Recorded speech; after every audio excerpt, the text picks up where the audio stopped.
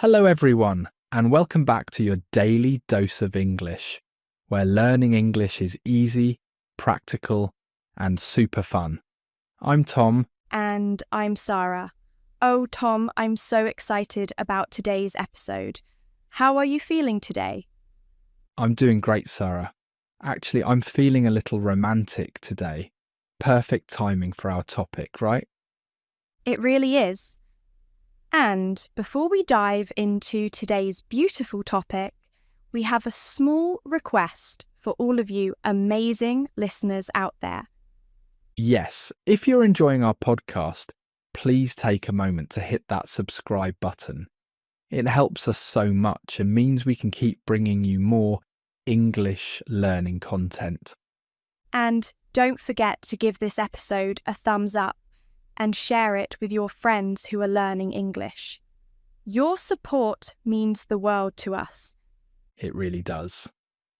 Okay, Sarah, are you ready to talk about one of the most beautiful topics in the English language? Absolutely. Today, we're talking about romantic English. Not just the phrases, but the actual feeling behind the words. That's right. We're calling this episode The Day You Fall in Love, Romantic English. Because falling in love is one of those moments that changes everything, and knowing how to express those feelings in English makes it even more special. It does. You know, Tom, I remember when I first started learning English. I could talk about the weather, I could order food at a restaurant, but when it came to expressing feelings, especially romantic feelings, I was completely lost. I totally understand that. Romantic English is different because it's not just about the words you say, it's about the emotion, the tone, the timing. It's about making someone feel something special. Exactly. So today we're going to walk through different romantic situations. First, dates, expressing your feelings, giving compliments that actually work, and we'll talk about the feeling behind each phrase. Perfect. Let's start with the very beginning, the first date. Sarah, do you remember your first date in English? Oh my goodness, yes, I was so nervous. My hands were shaking. I kept thinking, what if I say something wrong? What if I can't find the right words?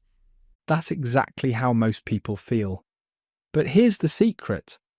On a first date, simple is better. You don't need fancy vocabulary, you need sincerity. That's so true. So let's imagine you're on a first date. You meet the person at a coffee shop or a restaurant. What's the first thing you should say? Well, when you first see them, a warm smile and a simple greeting work perfectly. You can say, "Hi, it's so good to see you." Or, "You look really nice today." Oh, I love that. You look really nice today. It's simple, but it makes the other person feel appreciated. The key is to say it with a genuine smile. Exactly. And notice we said really nice, not just nice. That little word, really, adds warmth. It shows you mean it. That's a great point. Now, after the greeting, you sit down and there's that moment of, okay, what do we talk about? How do you break the ice? Breaking the ice means starting the conversation in a comfortable way. A good question to ask is, "How was your day?" Or, "Have you been here before?" Those are perfect because they're easy to answer and they show you're interested in the other person. And that's what romantic English is really about, showing genuine interest. Absolutely. Let's say the person tells you about their day. They say, "Oh, I had a really busy day at work." How do you respond in a way that keeps the conversation flowing? You can say, tell me more about that. or that sounds interesting. These phrases invite them to continue talking. You're showing that you care about what they're saying. And here's something important. Listen more than you talk. When someone feels heard, they feel valued. That's the feeling you want to create. That's beautiful advice, Tom. Now, let's talk about compliments. Because giving compliments on a first date can be tricky. You want to be nice, but not too much. Natural, not creepy. Yes, this is super important. The best compliments are specific and sincere. Don't just say you're beautiful. Say something about them that you genuinely noticed. Like what? Give me some examples. Okay, you could say, I love your smile. It's really warm. Or, you have a great laugh.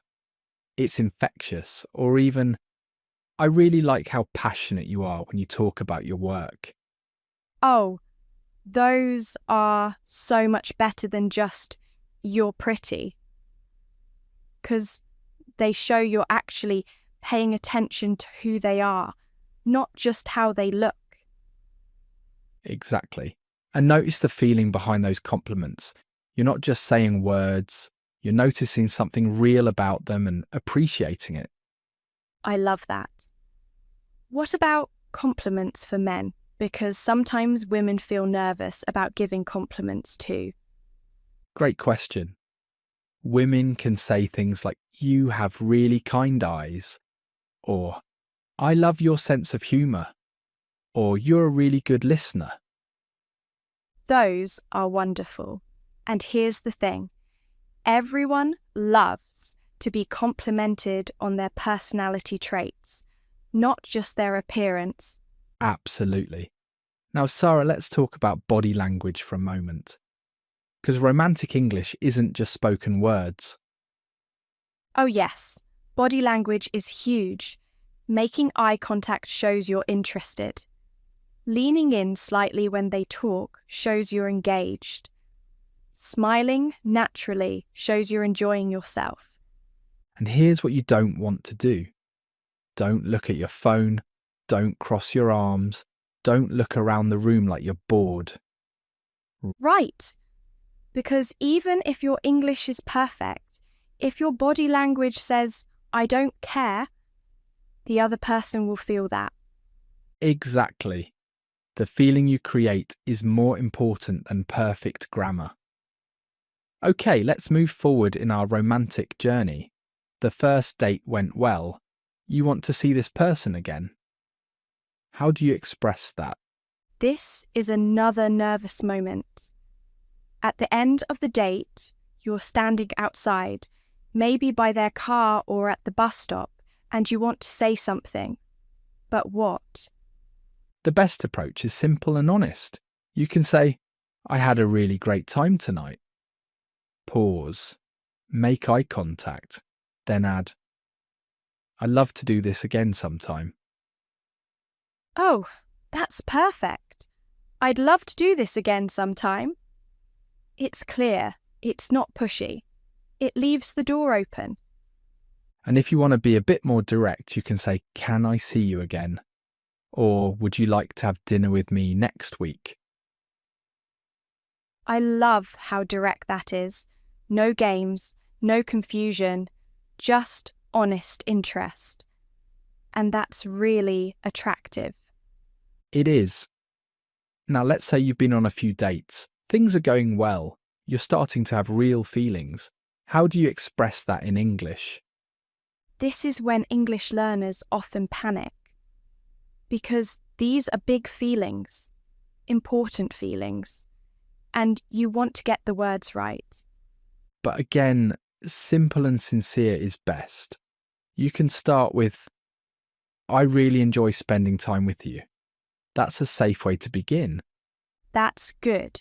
It's positive, but not too intense. What's the next level? You could say, I think about you a lot, or you make me really happy. These phrases show your feelings are growing.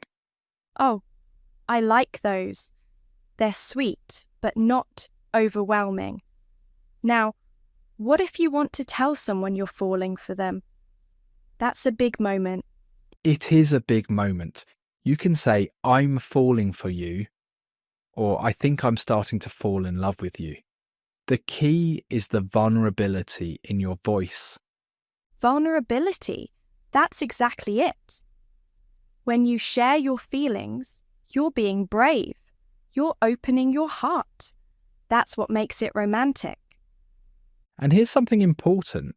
The other person might not be ready to say it back yet, and that's okay. Give them space. You can say, you don't have to say anything. I just wanted you to know how I feel. That's beautiful, Tom. That shows emotional maturity. You're expressing yourself without demanding a response. Exactly. Now let's talk about some phrases that might seem romantic, but actually don't work well. Oh, this is interesting. What are some examples? Okay, some people try too hard with fancy words. They say things like, your beauty transcends the cosmos, or you are the angel of my dreams. Oh no. That sounds like a movie from 1950. Exactly, it's too much. It doesn't sound natural. Real romance in English is about being real, not being poetic. So what should they say instead of those over-the-top phrases? Instead of, your beauty transcends the cosmos, just say you're beautiful. Instead of, you are the angel of my dreams, say, you're amazing. Simple is better. Got it. What else doesn't work? Moving too fast with your words, like saying I love you on the second date, or saying I want to marry you after 1 week. Oh yes, that can scare people away. Even if you feel that way, you need to give the relationship time to grow naturally. Exactly. Let the feelings develop. Let the words come at the right time. There's no rush. That's such good advice. Now, Tom, let's talk about texting. Because so much romantic communication happens through text messages now. Oh yes, texting in English when you're interested in someone. This is a whole skill by itself. It is. So, what are some good texts to send when you're interested in someone? After a first date, you can text, I had a great time tonight. Hope you got home safe. It's sweet and shows you care. I love that. What about good morning texts? A simple good morning. Hope you have a great day is perfect. Or if you want to be a bit more playful, good morning beautiful or good morning handsome. Those are sweet. What about during the day? You can send something that shows you're thinking about them. Just wanted to say hi and see how your day is going. Or saw this and thought of you, maybe with a funny picture or meme. Oh, I like that. Sharing something that reminds you of them shows they're on your mind. Exactly. And here's what you don't want to do. Don't send 20 texts in a row. Don't get upset if they don't respond immediately. Give them space. Right. Everyone is busy. Maybe they're in a meeting or with family. It doesn't mean they don't like you. Exactly. Be patient. Be cool. Don't be needy. That's not attractive in any language. So true. Now, let's talk about the feeling behind romantic English. Because this is what makes the biggest difference. Yes, you can say all the right words, but if you don't have the right feeling behind them, it won't work. What do you mean by the right feeling? I mean genuine warmth, real interest, authentic care. When you compliment someone, really mean it.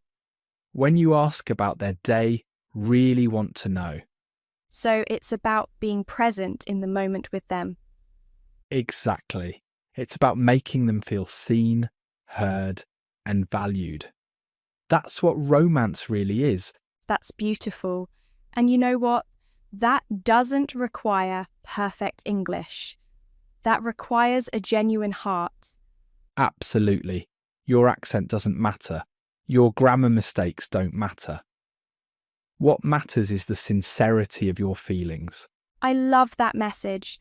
Now, let's quickly review some key phrases for our listeners to practice. Good idea. Let's start with first date phrases. You look really nice today. I'm having a great time. Tell me more about that. Perfect. Now, phrases for expressing interest. I'd love to see you again. Can I take you out to dinner sometime? I really enjoy spending time with you. And phrases for deeper feelings. I think about you a lot. You make me really happy. I'm falling for you. Beautiful. And remember, everyone, the key is not just the words, but the feeling behind them. That's right. Be authentic. Be yourself. That's the most attractive thing you can be. Now, before we finish, let's talk about one more important thing. What if someone doesn't feel the same way about you? This is hard, but it happens. And it's important to handle it with grace. If someone says they just want to be friends, respect that. You can say, I understand. Thank you for being honest with me. That shows maturity and class. And remember, not every person is meant for you. The right person will appreciate your feelings and reciprocate them. That's such an important point. Don't take rejection personally. It's not about your worth. It's about compatibility. Exactly. Keep your confidence. Keep being your authentic self. The right person will come along. What a beautiful message to end on. Tom, this was such a wonderful episode. It really was, Sarah. I hope all of our listeners feel more confident about expressing romantic feelings in English now. And remember, practice these phrases. Say them out loud. Get comfortable with the words so they flow naturally when the moment comes. That's great advice. And don't forget, romance is about the connection you create, not about perfect English. Absolutely. Okay, everyone, that brings us to the end of today's episode. We hope you enjoyed learning about romantic English. If you found this helpful, please give us a thumbs up, subscribe to your daily dose of English, and share this episode with your friends. And we'd love to hear from you. Leave a comment below and tell us, what's your favourite romantic phrase in English? That's a great question, Sarah. I'm excited to read the answers. Thank you all so much for listening. Keep practicing your English, and remember you're doing great. We'll see you in the next episode. Until then, keep learning and keep growing. Goodbye, everyone. Bye for now. And hey, good luck with your romantic English adventures.